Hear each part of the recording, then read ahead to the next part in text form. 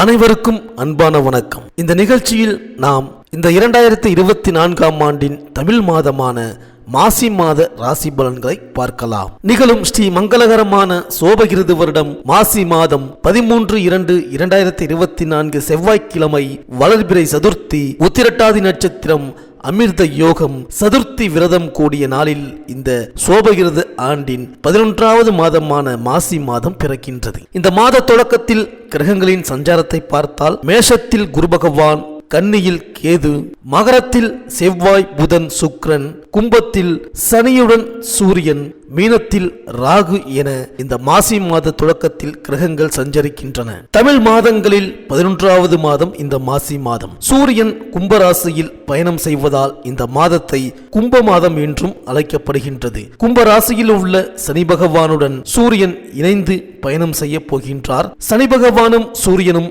எதிர்கிரகங்கள். இந்த இரண்டு எதிர் கிரகங்களின் சேர்க்கையால் சில ராசிக்காரர்களுக்கு பல மாற்றங்கள் நடைபெற இருக்கின்றது. சூரிய பகவான் பிப்ரவரி 13ஆம் தேதி மகர ராசியிலிருந்து கும்பராசிக்கு பெயர்ச்சியாக உள்ளார். அதோடு அங்கு ஏற்கனவே ஜென்மசனியாக ஆட்சி அதிபதியாக சஞ்சரித்து வருகின்றார் சனி பகவான். சூரியனின் புதல்வன் சனி என்றாலும் அவர் பிறந்ததிலிருந்து நிலவும் சில சர்ச்சைகளால் இருவரின் உறவு மோசமானதாக அமைந்துவிட்டது. இருந்தாலும் ஒருவர் லட்சியத்தை நிர்ணயிக்கவும் அதை செய்து முடிக்கக்கூடிய எண்ணத்தை தரக்கூடியவர் சூரியன். அதை செய்து முடிக்கக்கூடிய உந்துதலை தருபவர் செவ்வாய். ஆனால் எந்த ஒரு செயலையும் செய்து முடிக்கும் மனநிலை, நல்ல வேலை செய்யக்கூடிய மனநிலையை தரக்கூடியவர் சனி பகவான். சனி பகவான் ஜாதகத்தில் சாதகமாக அமைந்துவிட்டால் அவர் நல்ல வேலை, தொழில் என செய்து சிறப்பாக பொருள் ஈட்ட செய்வார். மாசி மாதம் என்பது வழிபாட்டுக்குரிய மாதம். மாசி மாதம் என்பது புதிய கலைகளையும் கல்விகளையும் கற்க தொடங்கும் மாதம். மாசி மாதத்தின் 30 நாட்களுமே விசேஷமான நாட்கள் தான். எல்லா தெய்வங்களுக்கும் சிறப்புமிக்க மாதம் என்று போற்றப்படுகின்றது இந்த மாசி மாதம். திருமால் மகா விஷ்ணுவாக அவதாரம் எடுத்த மாசி மக நட்சத்திர திருநாளில்தான் மாசி மாதத்தில் வருகின்ற சங்கடகர சதுர்த்தி மிக மிக விசேஷம். இந்த நாளில் விரதமிருந்து வேண்டுவோருக்கும், பிள்ளையாருக்கு அருகம்புல் மாலை சார்த்தி வேண்டுவோருக்கும் எல்லாவித தோஷங்களில் இருந்தும் விடுபடச் செய்வார் பிள்ளையாரப்பன். மாசி மாதத்தன்றுதான் பார்வதி தேவி காளிந்தி நதியில் தாமரை மலரில் வலம்புரி சங்காக தோன்றினாள். சிவபெருமான் நிகழ்த்திய திருவிளையாடல்கள் ஏராளம். இப்படியான திருவிளையாடல்கள் பலவற்றை நிகழ்த்தியது இந்த மாசி மாதத்தில்தான். எனவே மாசி மாதம் முழுவதுமே சிவ வழிபாட்டுக்கு உரிய மாதம். மாசி மாதத்தன்று மந்திர உபதேசம் பெறுவதும் உபநயனம் செய்வதும் சிறந்தது. ஆழ்வார்களில் ஒருவரான குலசேகர ஆழ்வார் மாசி மாதம் புனர்பூச நட்சத்திர நாளில்தான் அவதரித்தார். அன்னதானத்தின் பெருமைகளை உணர்த்துவது இந்த மாசி மகம். எனவே மாசி மாதத்திலும் மற்ற அனைத்து மாதங்களிலும் எல்லா நாளிலும் நம்மால் முடிந்த அளவுக்கு அன்னதானம் செய்வது விசேஷம். இது 3 மடங்கு பலன்களை தரும். அப்பனுக்கு பாடம் சொன்ன சுப்பையா என்கின்றோம். மாசி மாத பூச நட்சத்திர தினத்தில்தான் முருகப்பெருமான் சுவாமி மலையில் தன் தந்தை சிவபெருமானுக்கு உபதேசம் செய்தார். மாதந்தோறும் வருகின்ற ஏகாதேசியே சிறப்புமிக்கதுதான். அதே போல மாசி மாதத்தில் வருகின்ற ஏகாதேசியில் விரதம் இருப்பது மகா புண்ணியம், சகல தோஷங்களையும் போக்கும். பிரம்மஹத்தி போன்ற பெரும் பாவங்களை போக்கி பேய்க்கும் நற்கதி கொடுக்கும். இரு ஏகாதேசிகள் வருவது இந்த மாசி மாதத்தில் தான். உயர் படிப்பு படிக்க விரும்புபவர்கள், ஆராய்ச்சி செய்ய விரும்புபவர்கள் மாசி மக நாளில் அவற்றை தொடங்கினால் அதில் சிறந்து விளங்கலாம். அந்த துறைகளில் எடுத்துக்கொண்ட கல்வியில் மிகப்பெரிய உச்சம் தொடலாம். ஆத்மார்த்தமாக ஈடுபடுங்கள், உங்கள் பிரச்சனைகள் அனைத்தும் நிறைவேறும். இந்த மாசி மாதத்தில் கிரகங்களின் பெயர்ச்சியை பார்த்தால் மாசி 1ஆம் தேதி சுக்கிரன் மகர ராசிக்கு பெயர்ச்சியாகின்றார்.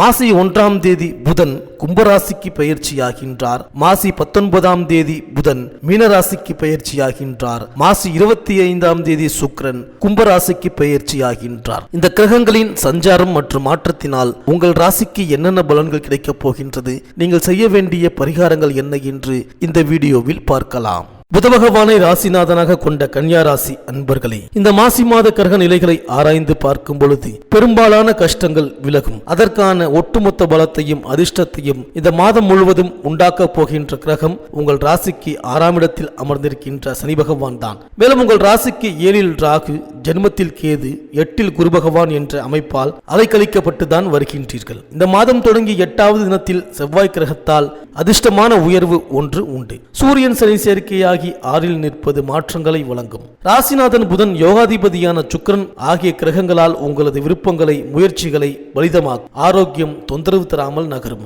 அன்றாட வருமானம் உயரும். சேமிப்பு அதிகரிக்கும். அனாவசிய செலவுகள் ஜென்ம கேதுவால் மனதில் பலம் குறைகின்ற மாதிரி தெரியும். ஆனாலும் 6ஆம் இடத்தில் உள்ள சனி பகவான் புதிய துணிச்சலை வரவழைப்பார். குடும்பம் மேன்மையுடன் நகரும். உங்கள் இல்லத்திற்குள் லட்சுமி கடாட்சம் அதிகரிக்கும். உத்தியோகம் பணி பதவி விஷயத்தில் தொடர்கின்ற தொந்தரவுகள் இந்த வாரம் 3வது ஆரம்பத்தில் முடிவுக்கு வரும். தொழில் வியாபார புதிய முதலீடு பட்ஜெட் விஷயங்கள் திட்டமிட்டபடி கை கொடுக்கும். புதிய கடன் பெற வேண்டிய அவசியத்தை ராகு பகவான் ஏற்படுத்தினாலும் அதனை தீர்ப்பதற்கு வழிவகை ஏற்படும். தொழில் வியாபார முதலீடு நிர்வாக உயர்வு அதிகரிக்கும். உபரி லாபங்கள் கிடைக்கும். அஸ்தம் நட்சத்திர இளம் இருபாலருக்கும் திருமணம் கைகூடும். புத்திர பாக்கிய கவலையில் உள்ள உத்திரம் நட்சத்திர இளம் தம்பதியினருக்கு இனிமை உண்டாகும். இந்த மாதம் சனி புதன் மற்றும் வெள்ளிக்கிழமைகளில் திடீர் நன்மைகளும் எதிர்பாராத பண வரவுகளும் காரிய வெற்றிகளும் உயர்தர பொன்பொருள் சேர்க்கைகளும் சொத்து பத்து வாங்குகின்ற அனுகூலமும் உண்டாகும். மேலும் மாத தொடக்கத்தில் உங்கள் ராசிக்கு 6ஆம் இடத்தில் சனி பகவான் சஞ்சரிக்கின்றார். இதன் விளைவாக தொழில் மற்றும் உத்தியோகத்தில் எதிர்பார்த்த உதவி கிடைக்கும். குடும்பத்தில் சுபகாரியங்கள் நடைபெறுவதில் இருந்த தடைகள் அகலும். தொழிலில் ஏற்பட்ட இழப்புகளை ஈடு செய்ய புதிய வாய்ப்புகள் வந்து அலைமோதும். உடல் நலனில் சிறு சிறு தொல்லைகள் வந்தாலும் பெரிய அளவில் பாதிப்புகள் ஏற்படாது. அரசு வேலைக்கு விண்ணப்பித்தவர்களுக்கு நல்ல தகவல் கிடைக்கும். இடமாற்றம் செய்து வந்தவர்கள் மீண்டும் பல இடத்திற்கே செல்லும் வாய்ப்பும் உண்டு. மேலும் உங்கள் ராசிக்கு 6ஆம் இடத்தில் சஞ்சரிக்கும் சனியின் பார்வை 3, 8, 12 ஆகிய இடங்களில் பதிகின்றது.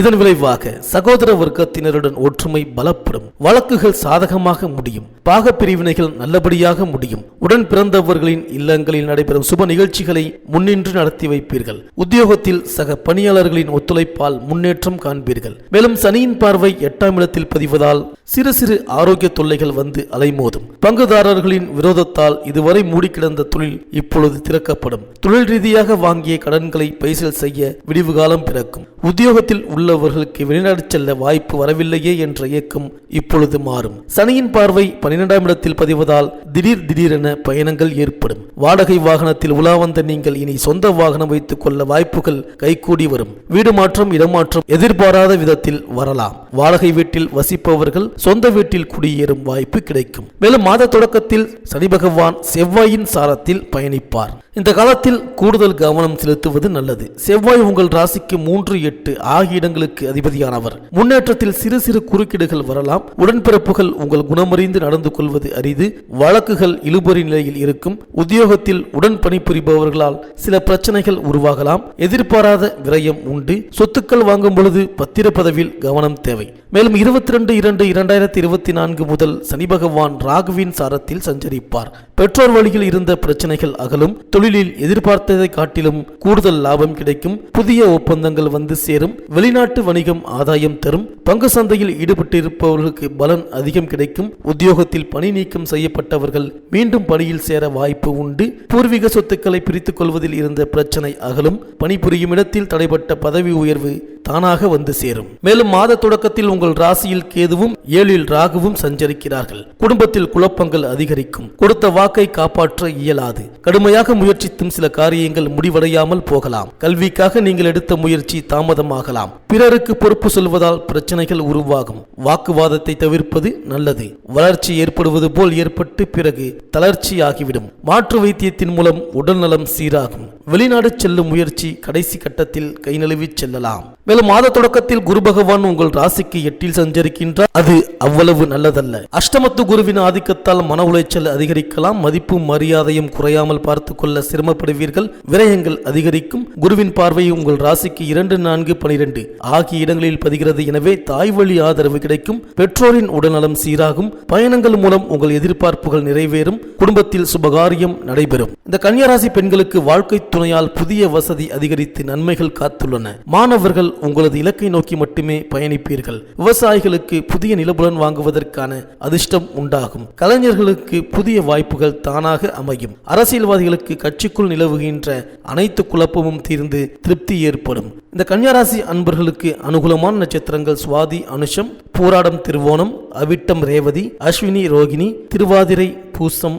பூரம். இந்த மாசி மாத செவ்வாய்க்கிழமைகளில் ஸ்ரீ விநாயகருக்கு அபிஷேக ஆராதனை செய்து வழிபட்டு வாருங்கள். இந்த கன்னியாராசி அன்பர்களுக்கு இந்த மாசி மாதம் அனைத்தும் நன்மையே நடக்கும்.